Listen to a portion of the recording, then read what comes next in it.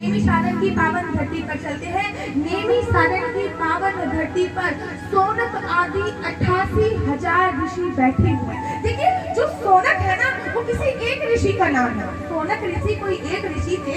जब वो 5-6 वर्ष की अवस्था में थे तो एक अपने पिताजी के साथ घूमने गए। तो सोनक जी के पिताजी ने बोला, बेटा, सबका अपना अपना लक्ष्य होता है कि बड़े होके ये बनेंगे, बड़े होके वो बनेंगे। आप बड़े होके क्या बनोगे? अब सोनक जी सोच में पड़ गए कि मैं बड़े होके क्या बनूंगा।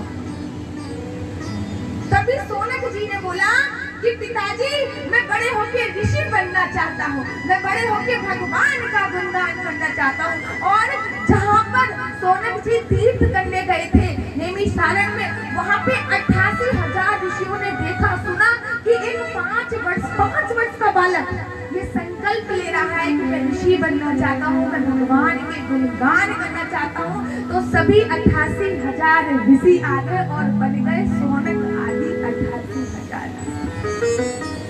तो सोनक आदि 88,000 ऋषि सूत जी महाराज जी को प्रणाम करते हैं नेमी सारण की पावन धरती पर और बोलते हैं कि प्रभु, हमारे मन में कुछ संशय है और 6 संशय है। 6 प्रश्न करते हैं उनसे। पहला प्रश्न कि प्राणी मात्र का कल्याण कैसे होगा? दूसरा प्रश्न, अरे इतने सारे पुराण हैं, उपनिषद हैं, हम कौन सा पुराण पढ़े, हम कौन सा उपनिषद पढ़े, हमें पता नहीं है। सारे उपनिषदों का जो सार है वो आखिर क्या है, कृपया कर हमें बताइए। तीसरा प्रश्न कि भगवान अवतार कब लेते हैं और भगवान अवतार क्यों लेते हैं? और महाराज चौथा प्रश्न कर दिया है कि भगवान के अवतार का लक्ष्य क्या है। 5वां प्रश्न, भगवान के कितने अवतार हुए हैं। और छठा प्रश्न क्या है कि जब भगवान अपना कार्य धरती लोक में समाप्त कर देंगे, करके वैकुंठ तक चले जाएंगे, तो धर्म किसकी शरण में जाएगा? ये 6 प्रश्न करे हैं सोनक आदि 88,000 ऋषियों ने सूत जी। सूत जी इन प्रश्नों को सुन के महाराज गदगद हो गए। अपने गुरु सुखदेव मुनि को। अच्छा, सुखदेव मुनि कौन है? बड़ा तो सुखदेव मुनि जो है वो गोलोक धाम में राधा रानी का प्रिय तोता है। सुखदेव कौन है? राधा रानी का प्रिय तोता गोलोक धाम में। और उस तोते का काम क्या है?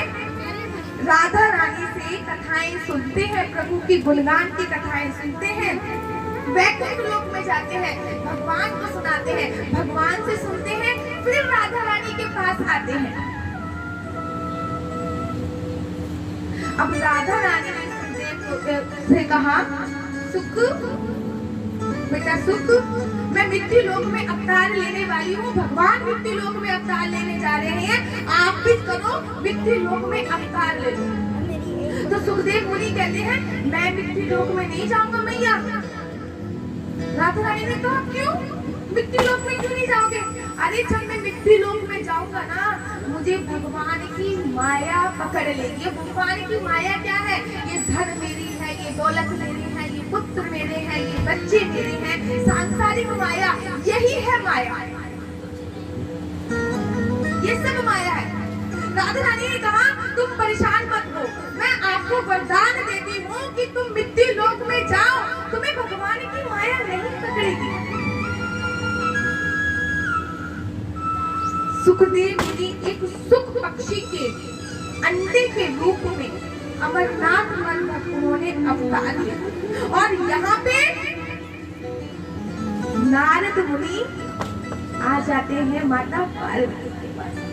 नारद मुनि कहते हैं, मैंने अपने पिताजी की, ब्रह्मा जी की तो 2-3 बार लड़ाई करा ली है और नारायण जी की भी 2-3 बार लड़ाई हो चुकी है, लेकिन आज तक मैंने कभी भी माता पार्वती को और भगवान शिव को लड़ते हुए नहीं देखा, कभी भी लड़ते हुए नहीं देखा। चलो आज इनकी परीक्षा लेने चला जाता हूँ। जब माता पार्वती के पास नारद मुनि पहुंचे हैं, कहा मैया प्रणाम। अच्छा, नारद मुनि को जो माता पार्वती है वो अपना गुरु मानती है। पार्वती, क्योंकि नारद जी ने ही माता पार्वती से बोला था जब माता पार्वती का विवाह नहीं हुआ था कि आप इस मंत्र का जाप करो, यहाँ पे जाप करो, आपको भोले बाबा अवश्य देंगे। कहती है गुरुजी प्रणाम, आप आए, हमें बहुत अच्छा लगा, विराजो। मैया मुझे गुरु मत बोला करो, मुझे तो आपका पुत्र बन के रहना है नारद मुनि के। अरे 2 लड्डू खाओ। पार्वती मैया ने 2 लड्डू दिए, नारद जी ने 2 लड्डू खा लिए। अब नारद जी ने कहा मैया भोले बाबा आपको सारी बातें बताते हैं। मैया कहती है हाँ, भोले बाबा मुझसे कितनी सी भी बात नहीं छुपाते हैं। महाराज जब शादी हुई थी ना मेरी, तब पंडित जी ने 7 वचन में बोला था अपनी पत्नी से इतनी भी बात मत छुपाना, तो भोले बाबा इतनी सी भी बात नहीं छुपाते, सारी बात बताते हैं। अच्छा भैया सारी बातें बताते हैं? माता पार्वती कहती है हाँ सारी बात। अच्छा फिर ये भी बता रखा होगा कि उनके गले में जो मुंडों की माला है वो किस लिए है, किसकी माला है, वो क्यों पहनते हैं? अब माता पार्वती सोचो कि भगवान वैसे तो मुझसे परम प्रेम करते हैं, लेकिन ये मुंडों की माला क्यों पहनी हुई है, आज तक मुझे इसके बारे में नहीं बताया। अब नारद मुनि तो अपना काम करके चले गए। अब माता जी बड़ी परेशान हो गई, अत्यंत व्याकुल हो गई, क्या करूं? भगवान भोलेनाथ आते हैं। भगवान भोलेनाथ कहते हैं उमा, देवी उमा कहाँ पर हो? अब माता जब भी किसी भी मैया को देख लो, जब अपने पति से नाराज होती है ना, तो बातचीत करना सब बनता, मुंह फुला के एक कमरे में बैठ जाती है, ना खाना बनेगा ना कुछ बनेगा। जोशी जी गर्दन हिला रहे हैं, मेरे साथ सब होता है। जोशी जी गर्दन हिला रहे हैं, अच्छा बोलिए राधे राधे। माता पार्वती गुस्सा हो गई है। भोले बाबा बुलाते हैं, अरे उमा कहो कहाँ, अच्छा बताओ तो सही क्या हुआ? अब माता पार्वती कुछ नहीं बोलती, केवल गुस्सा होकर बैठी। अच्छा चलो मुझे ये बताओ, घर पे कोई आया था क्या? लड्डू रखे हुए हैं, ये कोई आया था? हाँ नारद जी आए थे। बस भोले बाबा जी ने कहा ये लो, खुद की तो शादी होती नहीं है, दूसरों की टिकने नहीं देते हैं। इनकी खुद की तो हुई नहीं, दूसरों की टिकने नहीं देंगे। अच्छा बताओ क्या हुआ, क्या हुआ ऐसा? देखिए आप हमेशा कहते हो कि मैं आपको सारी बात बताता हूँ, सारी बात बताता हूँ, मुझे जरा ये बताओ आपके गले में जो ये मुंडों की माला है आपने क्यों धारण करी हुई है? भगवान भोलेनाथ कहते हैं कि ये मेरी मुंडों की माला नहीं है, आपने जब जब जो जन्म लिए हैं ये आपके उतने ही जन्म की जो माला है वो मैंने धारण कर रखी है। मेरे अच्छा माता पार्वती मैंने जन्म लिए हैं, मैं हर बार मरती हूँ, हर बार जीती हूँ, आपने कौन सी ऐसी अमर बूटी खा रखी है जो आप एक बार भी नहीं मरते? भगवान ने कहा मैंने कोई अमर बूटी नहीं खा रखी, मैंने अमर कथा सुनी हुई है। माता पार्वती ने कहा भोले बाबा एक बार इस बार मुझे भी ये अमर कथा सुना दो, ताकि मैं भी ये पुनरपि जन्म पुनरपि मन्नम अर्थात बार बार जन्म लेने का, बार बार मृत्यु होने का ये झंझट ही खत्म हो जाए, मुझे भी अमर कथा सुना दो। और भोले बाबा को तो प्रसन्नता आ गई, क्योंकि उस अमर कथा में भोले बाबा के हृदय में जो नाम है राम। कहते हैं भोले बाबा ने जब विष पिया, समुद्र मंथन हुआ था, जब भोले बाबा ने विष पिया था, तो जो विष पीने के बाद उन्होंने विष को अपने कंठ में रखा, हृदय में नहीं जाने दिया, कंठ में रखा। पार्वती मैया से बोल दिया कि मेरा कंठ जोर से दबाओ, एक बूंद भी विष की हृदय में नहीं जानी चाहिए। जब उन्होंने पूछा कि आखिर एक बूंद भी विष की हृदय में नहीं जानी चाहिए, क्यों, क्या हुआ? कह रहे मेरे हृदय में मेरे प्रभु का नाम है और वो है राम नाम, मैं नहीं चाहता मुझे कुछ हो जाए बेशक, मेरे प्रभु के नाम को कुछ नहीं। इसीलिए बोला जाता है कि अंत में निकला ये परिणाम, राम से बड़ा राम। एक कर्मचारी थे, छोटी सी कथा सुनाती हूँ, फिर कथा में आगे बढ़ेंगे। एक कर्मचारी था, रोज सुबह उसका एक ही काम था, रोज सुबह बर्फ की फैक्ट्री में काम करने जाता था। लेकिन बाहर एक चौकीदार था जो काफी बूढ़े बुजुर्ग हो चुके थे। चौकीदार खड़ा होता था बर्फ की फैक्ट्री के बाहर, तो वो व्यक्ति रोज चौकीदार से कहते हुआ जाता था, बाबा राम राम, और अपनी बर्फ की फैक्ट्री में काम करता था। शाम को जब काम करने के बाद निकलता था तब कहता था, बाबा राम राम, बाबा भी कहते थे राम राम। अब एक दिन वो व्यक्ति सारे कर्मचारियों की छुट्टी हो गई, गलती से बर्फ की फैक्ट्री के एक कमरे में फंस गया। कुछ बर्फ उतारने गया होगा तो बर्फ की फैक्ट्री के एक कमरे में फंस गया। मालिक ने सोचा सारे कर्मचारी निकल गए हैं, मालिक ने ताला लगा दिया, लॉक लगा दिया। और वो व्यक्ति घबराने लगा क्योंकि यहाँ पे बर्फ जमाई जाती है, उसका टेम्परेचर तो माइनस में होता है। धीरे धीरे उसके हाथ पैर सुन्न पड़ने लग गए।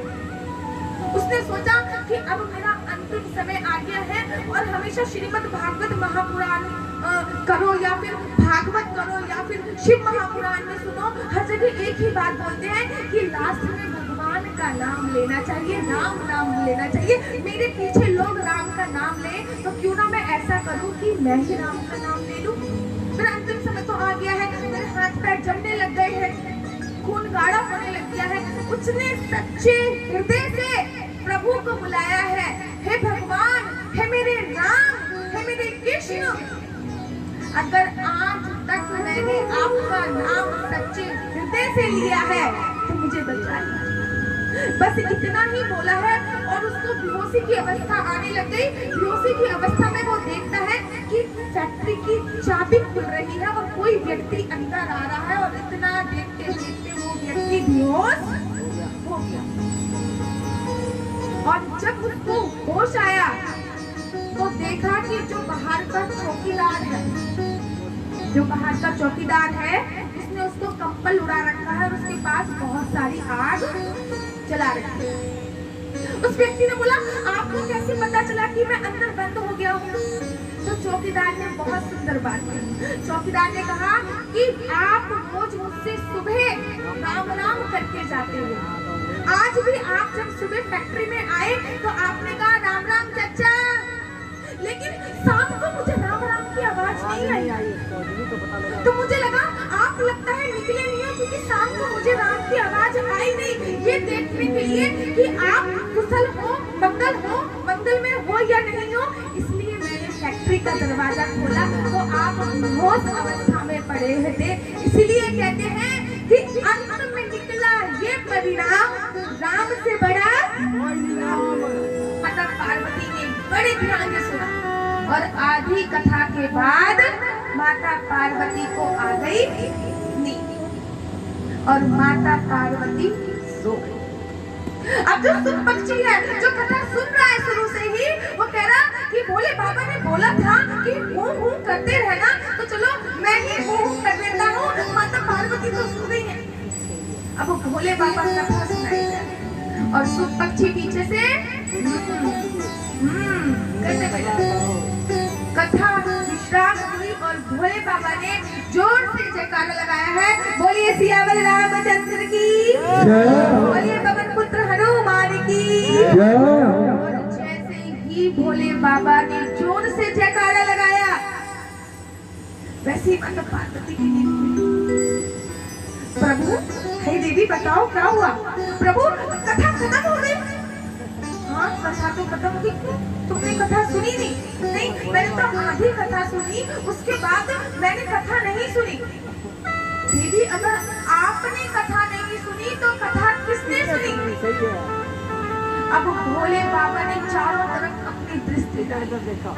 भोले को ऐसे भोले नहीं बोला जाता, वो सच्ची में भोले हैं इसलिए बोला जाता है। भोले बाबा ने जब चारों तरफ दृष्टि डाली तो देखा एक तोते ने, सुत नाम के तोते ने वो कथा सुन ली है और भोले बाबा त्रिशूल लेकर उसके पीछे चल पड़े। आज तुझे छोड़ूंगा नहीं, तूने मेरी कथा की चोरी करी है, छोड़ूंगा नहीं तुझे। अब सुख पक्षी तोता वो आगे आगे चले जा रहा है, भोले बाबा पीछे पीछे चले जा रहे हैं।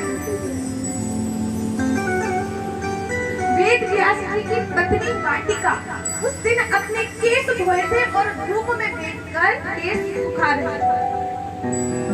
और केस को सुखाते सुखाते उनको जमाई आती है और जो सुख नाम का तोता था वो उनके गर्भ के अंदर प्रवेश कर जाता। भोले बाबा जी वेद व्यास जी के घर पे जाते हैं, बोलते हैं यहाँ पे मेरा कोई शत्रु आया है। वेद व्यास जी कैसा शत्रु? अरे जिसने मेरी अमर कथा सुनी है। व्यास जी कहते हैं महाराज मुझे एक बात की अमर कथा सुन ली। आप इसे ले लो। महाराज वो मर कैसे सकता? अमर कथा सुन ली। आपका नाम ऐसे ही नहीं भोले रखा गया, आप सच्ची में भोले हो इसीलिए भोले रखा गया। तो एक बार बोल दीजिए हरि हरि हरि